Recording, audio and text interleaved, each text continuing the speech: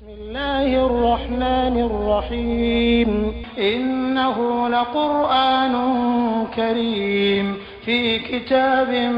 مكنون لا يمسه إلا المطهرون تنزيل من رب العالمين بسم الله الرحمن الرحيم إنما يريد الله ليذهب عنكم الرجس أهل البيت ويطهركم تطهيرا.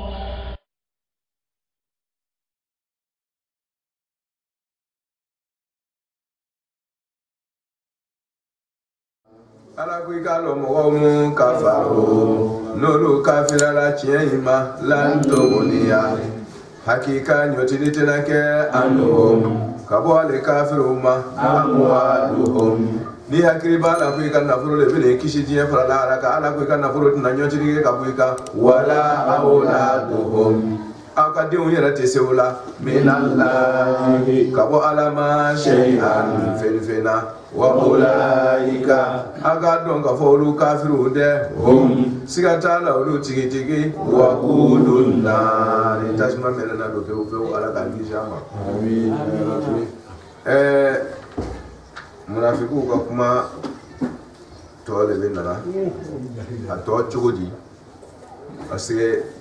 ngo sokon yina ni mi jantwala ni ka daga bechi mona betla ka duila tu wallahi ala kan kisa to mina ya rabbi sokon jugu kenema jugu kere ka jugu mais sokon jugu abe fere mali iti bo karama jura otma o kerali foka kangare barane kushi wore ben kuma yiti Selama nana sigi madina sigi la munafiku de ta kere bena damna o bora maga sigi la kafiru ka kere o no goyela bena na attaque man damna de jebre ka ngalo jihadin be kera madina le o fambole ane do mais autre me maga sigi la wati na c'est vis-à-vis ni kaye kafiru yere ka pouvoir soro kana selama attaquer madina ke munafiku sababu o le da sala da yere selama tumbe nyaonya munafiku oni kafiru ala yako fiikum sama'una lahum comme roba ou chema c'est leur écouter sont en train de vous écouter ala ko fiikum sama'una lahum na kongo adono tula yafi onya ba usigilena parce que o ka mo be na oye mi sigila kofe mi sigila chemachera mi sigila kofe mi ga dire fino mi ga dire gbelo o ba be détail do ma ko voilà ni ne tumete ni ne ka kuma te ni ne ka kuma la chute ni ne bete ni ne bena ta kere nyama yala ni ne bena to kofe toutes les informations ba be do ma fi kum sama ona la mo ba ko sabo be kayma da ala ba fora mo ma sama ona urut ndese la nkra yede ka bankurana na kati nyatu adaba diun kante munafiki ala ga nyamo ala fa me ko mandama be ki kono ga ala nyame bela wala kala suriye utma o munafiku kere manno ala ko islamu ma ma aya janta yarala o warana le dila mati o munafiqin no mena profiter strage man fait ni islamu kan go janto yorola voilà o bena profiter ni nafuro ni de faut être vigilant ala nyabe bela et point faible mi be islamu na fana ni munafiqu bena profiter no e parce que point faible que jugu be donner au sera les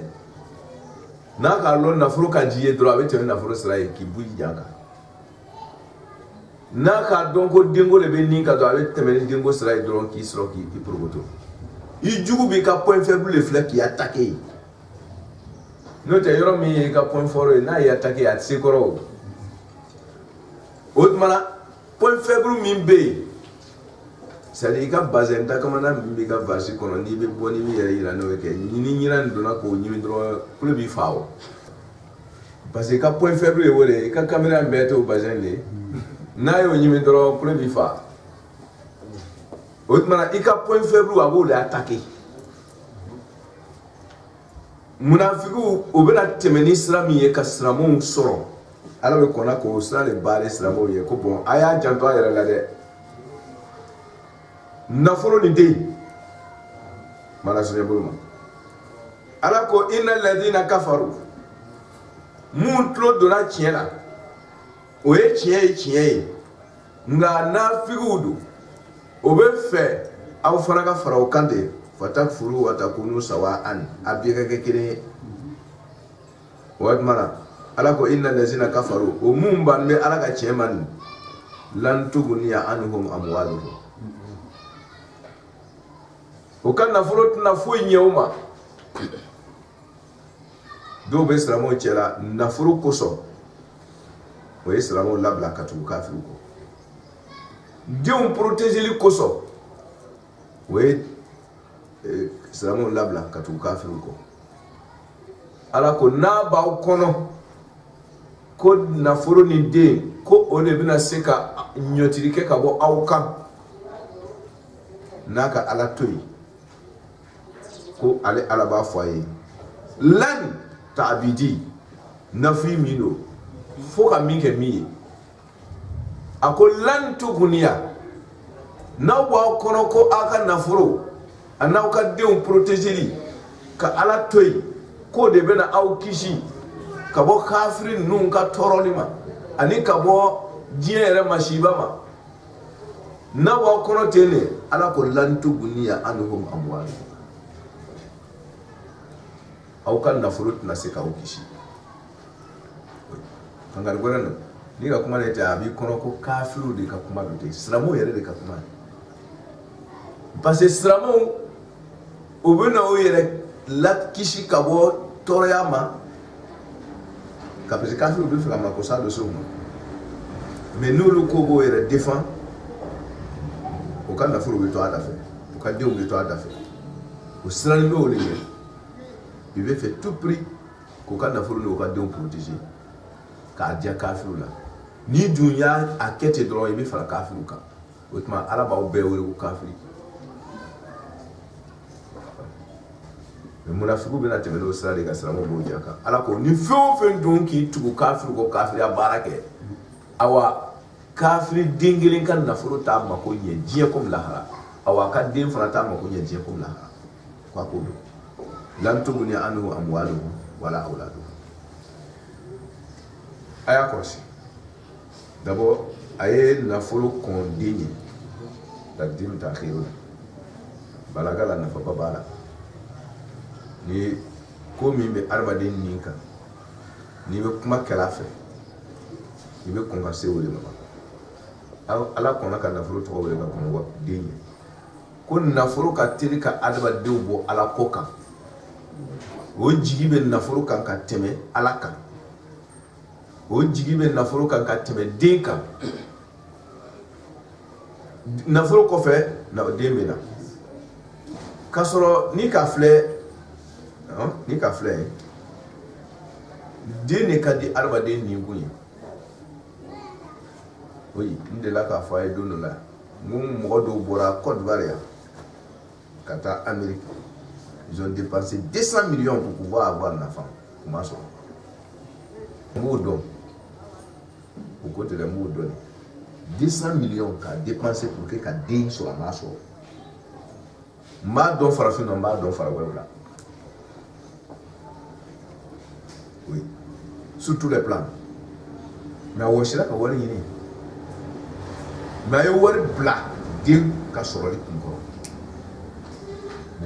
Ça veut dire que Dinka Dani ni a floflet tout la gueule, comme Dinka Dini et Kateme, Dinka Dini et Kateme, Kateme Walka. Ça avait Waré Bla, Angers Kadini.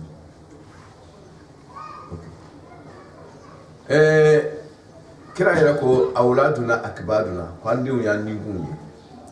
adamaden dusukun ye mais i m'a ye ala nana ka na nafolo fɔ ka kɔn den ye n'a di ma sansi wɛrɛ kan mɔgɔ joli le k'o den don da la ka se ka wari sɔrɔ o fana bɛ yen an k'a lɔn naturellement den ka di ka tɛmɛ wari kan mais mɔgɔ joli le ka den di wari sɔrɔli kama o ye denw di o ye denw fa o ye denw kɛ lakalatɔ ye o n'a ɲɔgɔnna o kuma la fiɲɛ bolo ala k'an kunna kɛ o tuma na nafolo adamaden bi sama nɔfɛ joona parce que a ɲɛ b'a les résultats la tellement terre à terre ka tɛmɛ den ta kan a fila de kɔni adamaden b'o waso n'a ye hali kɔrɔna yɛrɛ kɔrɔ mɔgɔ b'o waso n'a ye mais nafolo bɛ ni kan joona sanfɛ ka tɛmɛ den kan mais n'i y'a vérifier ka taa dugu ma den de bɛ yen mais a bɛ girin nafolo kɔ joona ka tɛmɛ den kan mais n'i y'a filɛ hakilisigi bonda la dɔrɔn i b'a sɔrɔ den de bɛ dugu ma den de bɛ kanu na ka tɛmɛ nafolo kan ni fila bɛ den komi nafolo komi min ka teli ka réaction kɛ ka résultat bɔ joona ala bɛ kɔngɔ de ma o ye den ye o ye sanfɛ o ye nafolo ye parce que o de ka teli ka adamadenw bɔ o ja kan hali n'a y'a sɔrɔ den ka d'a ye nafolo kanu den kanu ni fila bɛɛ lajɛlen bɛ mun de ɲinina o de ye ka se ka fɛrɛ diɲɛ kunnadiya ma nafolo kanu den kanu résultat final ka se ka fɛrɛ diɲɛ latigɛ in ma diɲɛ kunnadiya a bɛ se k'o sɔrɔ ni sababu min ye a b'a kɔnɔ a bɛ adamaden kɔnɔ ko diɲɛ ka fɛrɛ diɲɛ ma ka diɲɛ kunnadiya sɔrɔ kɛ ko a bɛ nafolo de la a bɛ den de la o de b'o kɔnɔ a y'a lajɛ kuranɛ bɛna nana don ye sisan o de bɛ adamaden bɛɛ kɔnɔ i ka min o min a bɛ girinna wari kɔ wu on ko mais cɛ i b'i yɛrɛ faga la wari kɔ ten ya quoi même après tout ça là i bɛ min kɔni i kɔnɔbara se k'a bɛɛ ta a dileke tɛ se ka don i la i bɛ mɔbiliw i bɛ yala kɔnɔ a wari tɔw bɛ yen hali bi bon i bɛna la kɔnɔ e yɛrɛ dɔ bɛ yen i b'a bon lɔlɔlɔ i tɛ se ka la bɛɛ yɛrɛ kɔnɔ n'i yɛrɛ la i tɛ se ka la fan bɛɛ fɛ i bɛ la yɔrɔnin dɔ de la i tigi bon c'est dire après tout là il y a quoi même on dit mais mun de bɛ yen c'est à dire il pense que ale bɛna lafiya ka kunnadiya sɔrɔ diɲɛlatigɛ in kɔnɔ ka kisi ka bɔ tɔɔrɔya bɛɛ de ma den fana bɛ ten a nɔrɔli den na nasira bɛɛ dɔ kan kɛ ale fɛ a ka diɲɛ kunnadiya n'a ka lahara kunnadiya bɛ o de la den de la surtout lahara ni lahara ko yɛrɛ donna la a bɛ fiɲɛ dɔɔnin quoi ale fɛ diɲɛ tɛ a tɛ nin kɛ kunnadiya in kɔnɔ den nafolo ok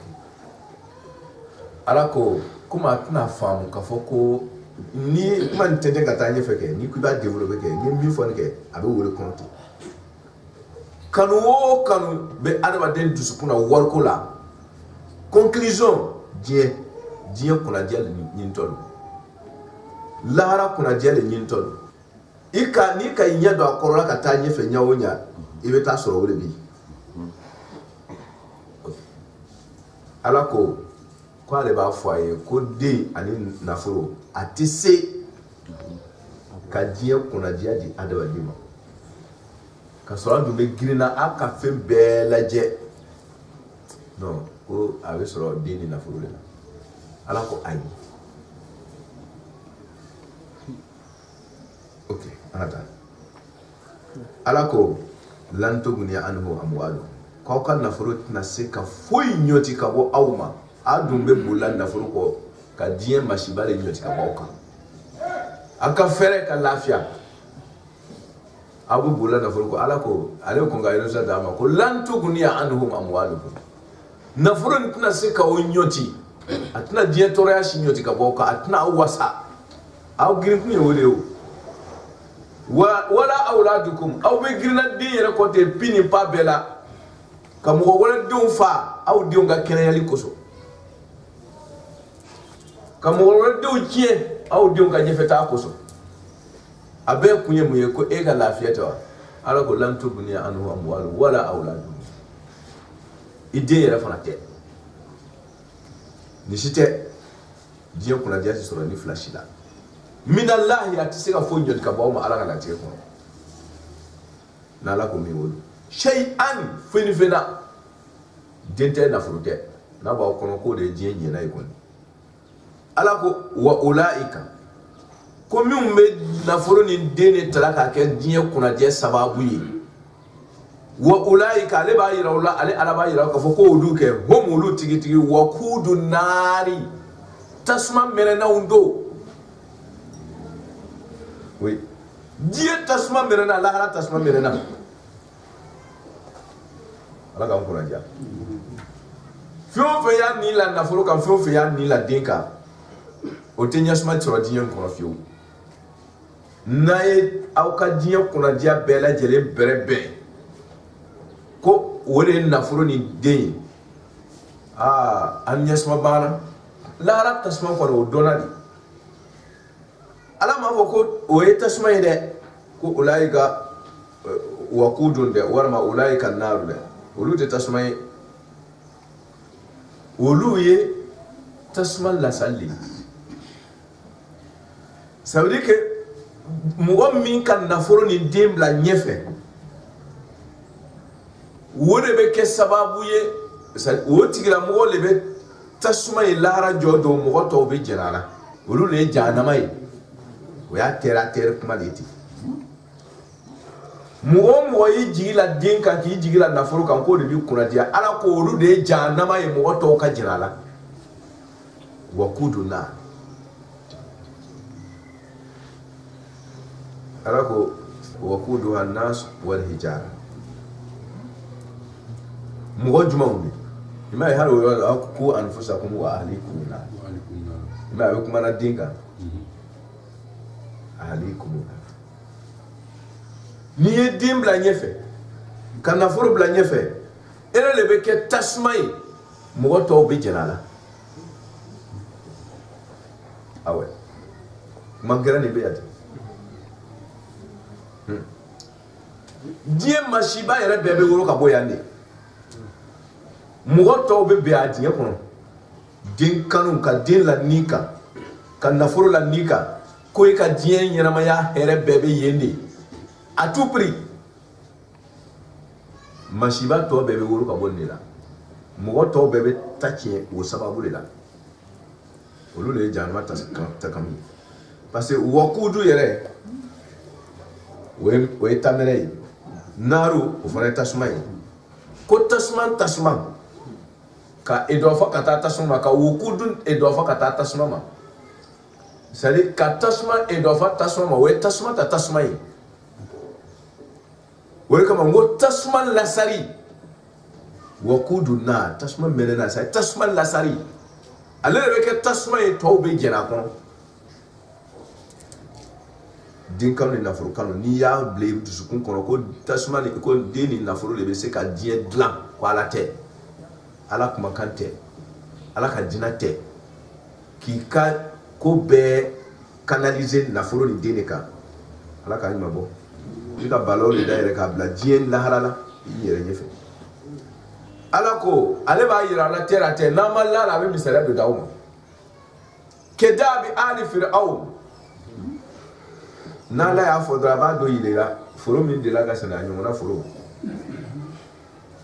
ko kedabi ali fir'aun ko a ka mɔgɔ nafolo kanu la bi nafolo kanu bi den kanu la ka tɛmɛ ala ka dinɛ kan a ko olu jogo o jogo b'o la a jogo ɲɔgɔnna exactement k'a fɔ ye tashbiho ye da'abi ali fir'aun da'abu dɔbu ye jogo de ye mais jogo karte juma jogo me adabade me duma kan kudai kaka kala dai nata dabla fo ma kuda ima ko sakhara shamsa wal qamara da'ibain nani leni kalo ala yo karaba ko ke tuma be kudai o bawo ma ko lam kudai leni kalo da'ibain da bu kiri o mana fe min kala la dai kudai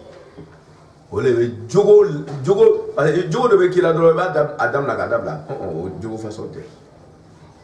na foro kanu kudai jogo mi ba ulai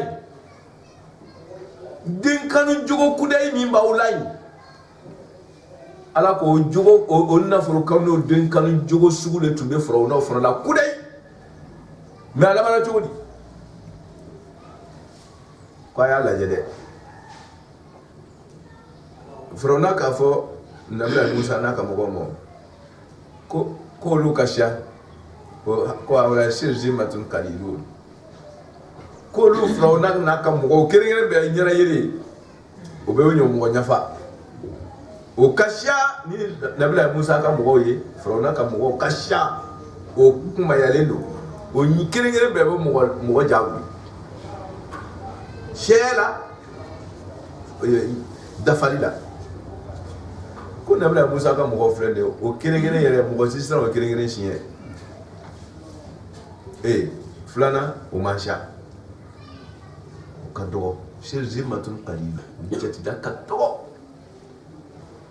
sabli tuma be mogo be o ka jadda ka shere fle musoko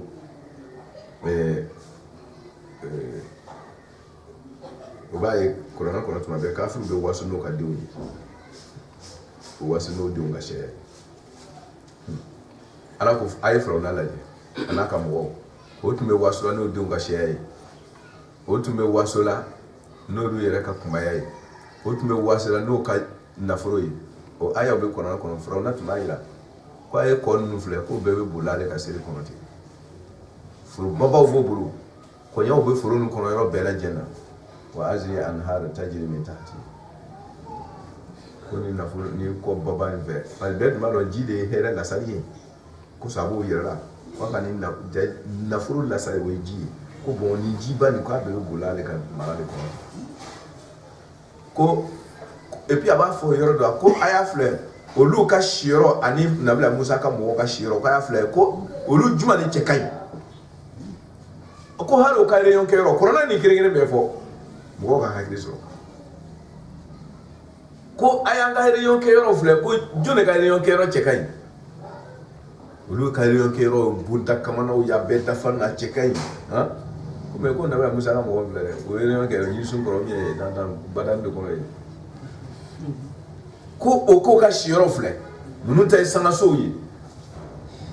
ko sa o be waso nasra bedula na foro we frona na ka mo buru o ka jadda ka shede mo buru we bani Israel ka denje o be fa o re waso no ta denje o ka shede parce que o me bani Israel denje o le fa ala de no to de misran ka denje o fa ala de non o te denje be fa ala de Bani Israël ni ye zuriya dole bonso ni kera deja o bifa no te ni to zuriya to parce que fora ko mo mi mena na frona ka masaya che ko abina bo kabila to lela no te kabila wala dinjete e che do no nabla Musa bora Bani Israël lela mi fora cho wodo ni mbe ayira ka fo ko kolona obe ko no ya mi fu yeke ji ka baraka na e no te nya woro ka fo ko mo te sin ko lon ka dona bora ko ala kere ne me gondo ngo ala ka mo obe abi gondo do lu frona na ka kafri ya ko lo tumba kerefe o ya fo ay ko dendo be na bo Bani Israël kala tna bo kabila shila ka so na bla Musa ma bangeba afora jogo na bin kelate ni gondo tunte lon ni me fo wa kala sunu me frona ye frali bella Bani Israël chedunka fona mami adunya befa nabla Musa ala yere ka ale protéger wa alkaitu alayka ma batal minni frona desra ka alefa kala suye o denja o mancha frona ko ayanga mo ofla ko sha di ban fe ko be ban fe o be sangoro chudi ala ko kabana o ka deuna ko de be se ko ka die lati enye ko kan na foro ko de be se ko ka die lati enye o yo fo ka waso nai ala ko kwa ya fle de de chamante mumburu na foro chamante mumburu a o goshila nyona alabana ajera jontala ko ala yɛrɛ ko akhrajnahum ko ale ala y'o labɔ ka forow la n'o ka nakɔbaw la n'o ka sagasow kɔnɔ kuranɛkɔrɔ bɛ bɛɛ d'i ma i ka hakili sɔrɔ min tun bɛ waso la ko nafolo de b'ale bɔ bolo la k'ale ka ɲɛnamaya ɲɛ ko ale ka denw ka sɛ de b'ale bɔ bolo la k'ale ka ɲɛnamaya ɲɛ ale ala y'o bɔ o kɔnɔna ka t'o bila ji kɔnɔ n'o yɛrɛ sen ye mɔgɔ ma bonya ta o nɔfɛ wayi mɔgɔ t'a la kɛrɛ han n tɛ yɛrɛ wuli sen fila pata pata pata ka t'i yɛrɛ bila ji la ayiwa ala ko kɛda bi ali Firaun ko a bɛ komi ninnu jogo o jogo bɛ ninnu na ani Firaun n'a ka mɔgɔ ka jogo bɛɛ kelen o bɛɛ ye nafolo la o ni kan o bɛɛ ye den la o ni kan mɛ a labanna cogo di Firaun n'a ka mɔgɔw bolo n'aw fana ye den ni nafolo kɛ aw ka sago ye ka ala ko to yen ko a bɛ laban ten a yɛrɛ bɛ kɛ a yɛrɛ kara ye walladina min qablihim a ko hali min kɔnna Firaun n'a ka mɔgɔw ɲɛ o fana tun ka nafolo den la o ni kan ka ala ko to yen diɲɛ ka fɛrɛ diɲɛ ma sababu la a don kɛra cogo di kazabu o bɛɛ Firaun ni min kɔnna Firaun ɲɛ o bɛɛ lajɛlen ye galontigɛ kɛ bi ayatina ala ka kitiw la ala ya sariyaw la ala ka kiraw la fa akhazahumullahu ala dunya kere bɛɛ dɛrɛ ya bɛɛ mina bizunubihim bi sababi zunubihim n'o kere bɛɛ ta jurumu sababu ye walama bawo kɛ aliya ye ka kɛ bizunubihim ala y'o muna n'o ka jurumu ye a y'o muna n'o ka jurumu sababu ye a ye o to yi a fɔ ala y'o muna n'o ka jurumu ye cogo di c'est à dire i bɛ min kɛ o yɛrɛ de bɛ kɛ tasuma ye o de bɛ kɛ taciyɛn ye i bɛ min fɔ n'i bɛ min filɛ n'i bɛ min kɛ i bɛ min dom ala b'o yɛrɛ de kɛ masiba ye ka jigin kan n'o tɛ i ye min kɛ ko a bɛ ko wɛrɛ la i kan o juru sara ye ayi i yɛrɛ ye min kɛ o yɛrɛ bɛ transformer i yɛrɛ ka kɛwale o de bɛ kɛ masiba ye bizunubihim ala y'o minɛ n'u ka jurumu ye wallahu masa min y'ala ye shadidul iqabi jangata gɛrɛ masa ye ala ye k'a fɔ nafolo kanula ni den kanulaw ye n'i ye nafolo ni den fisaya ni ala ka ko ye ko ale ala tɔgɔ de ye nafolo kanula ni den kanula ma o shadidul iqab ko jangata gɛrɛ masa den kanu ni nafolo kanu kojugu ka tɛmɛ ala ka dina kan ala ko ale tɔgɔ de b'o kɛnɛ in kan ko shadidul iqab ko jangata gɛrɛ masa yɛrɛ kɔlɔsi bɛ yen dɛ ala yɛrɛ ka den d'i ma ka nafolo d'i ma e b'o fisaya ni ala ko ye ala ko i k'ale darabɔ ale tɔgɔ de b'o kɛnɛ in kan ko shadidul iqab jangata gɛrɛ a kɔrɔ ye mun ye i b'a mɛn ko jangata de ko a ka fari ten oui a ka fari o bɛ yen a tɛmɛnen b'o bɛɛ kan jangata min bɛ bɔ danfɛn yɔrɔ n'a tɛ bɔ ala fɛ na waati b'a la ala ka jangata na waati t'a la waati bɛɛ ni danfɛn ko a bɛ tɔɔrɔya la mɔgɔ kan kɛ a b'a la kan waati dɔ de mais n'ala ko a b'a le kan waati bɛɛ waati tɛ ala ko de o tuma na ala b'a le kan tuma bɛɛ mais danfɛn kɔdɔrɔyalen don ale ta bɛ na tuma dɔ de ala b'a ta kɛ tuma bɛɛ et puis i bɛ sa i tɛ se ka i bɛ fɔ ka sa i tɛ sa ala bɛ waati bloqué i tɛ sa o kuma n'a ko shadidul iqab kɛ waati ko tɛ dɛ danfɛnw ka jangata de ye waati ye ala ta ye waati bɛɛ o ye kelen ye shadidul iqab kɔrɔ de bɛ diri ma ten yɔrɔ ko t'a la danfɛn ka jangata n'a ko a bɛ ladamaden kan a bɛ kɛ yɔrɔ dɔ de ye n'a ma n'i sanfɛ a bɛ na i duguma ou bien a bɛ n'i kɛrɛfɛ a bɛ n'i ɲɛfɛ a bɛ n'i kɔfɛ a bɛ na yɔrɔ dɔ de la ala ta na yɔrɔ t'a la ala ko tatɔli o alali afida abi dam ne kono bara la dam no tabi dam na kene magaji ala ko ni dam ne kono de abi mere ikono bara de ko ngam mere ba il dusukun de be kan ngam mere ba fargoro ba attaquer c'est-à-dire yoro tei na be na yoro la attaquer yoro nkirina yoro beli ba attaquer un coup beli ba attaquer ni dusukun attaquer la ka bandron fargoro be attaquer la c'est la base ala ko ale ta shadidul ikabi ke na yoro tale ka jangata la na wati tala wati be yoro be otmana tla yoro tila mana sunya buruma kol momela mina bange otmana ka yira salamo na ko aya janto ayira la munafiku be fe ka deni na furo de fiseya ni ala koy na dunya to plonira ni nafuru dem fisera ni ala koy mi me woro ka bwala mi e fro na ka mo ko so wole ba fona so kol kira afo mo koy lillazina afo mo koy kafaru mu kafirela no e ka ala ta to e ka shetara tata satughlabuna abaw kono ko aka nafuru na ka dew ne bena aw giriye ka lafiya daw make satughlabuna giriye bena kawka na ka dingam na ka nafuru shamaya wato sharuna abe banka kafu giriye be kaw kan ka goya boro jiye ko matala harama wato sharuna abe banka kafu ila jahannama kata jahannama ta kan kon to aka hoshuru ka mo ke ko biga ka gen nyamalote talimina o hoshuru ila jahannama kata jahannama kon wa bi salmihad aba mo yoro don je dugela no kala ma mi laban yoro yi jahannama kaburi isegere kati laba ke yoro ala ka kisham qad ala ko danganiyala kena lakum kala awye ayatun tamasin bala fi ataini jamakuru fulata kola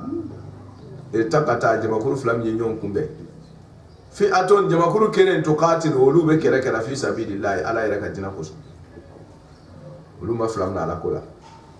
dengo molu farfa na furgo molu farfa wa ukhra jamakuru to keren kafira wonyo na kafirte aleka na furo ne dene blanye tarawnahum aboye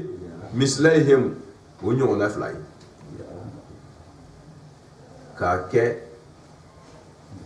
ina fo wonyo na fly ra'ayal ayn nyekise ka yella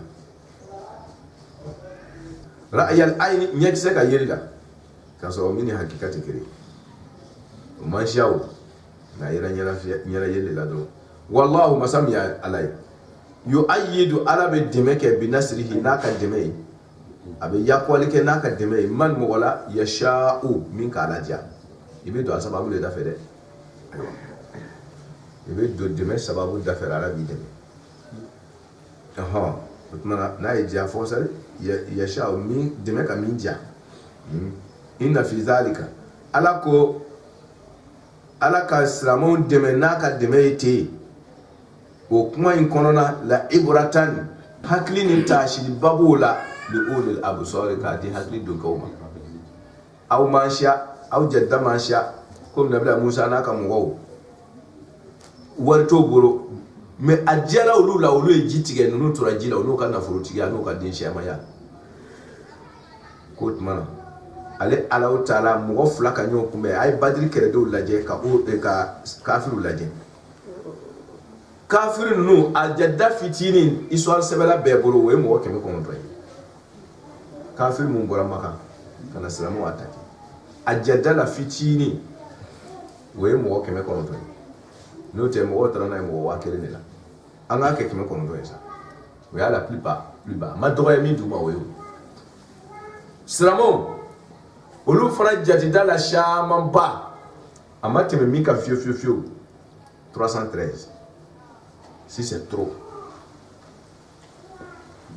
seulement ta yele kojugu mo keme 77 na shera kojugu le kafiru ta doyle kojugu we mo keme konoto ça fait tiers seulement ça fait tiers les musulmans kafiru OK. Mais aya flade o goshi la nyona salamu ga gani masa adiala salamu bila joni ka shia est-ce que ni shia ni die nyirama ni lafiya be soro shia de la nunu tumanga islamu tumanga ga badri kerala ni na foro ko yera do kafiri mun na ka bon maka mu ko keme ko non doyi abe sotigi mo shidi sena abe kereke mun da fale ba bela ça veut dire que c'est tigu wutundo mais islamu ndo sotigi jole tumola harate mo tambo obebe osena sotigi jole bo chera kala sumi seto ye nafuro to boro nafuro bademe nunu boro o islamo jadda mansha nunu jadda kasha mais anako nin kanka hakiri dawo makwa ko din shaman ko te nafuro shaman ko te o te dien lafiya di mama ika ko to ala tala ala ko nayo le ko la ibratan de ko le amsa na ya tashi na ko bebe hakiri so ala ka hakiri mandam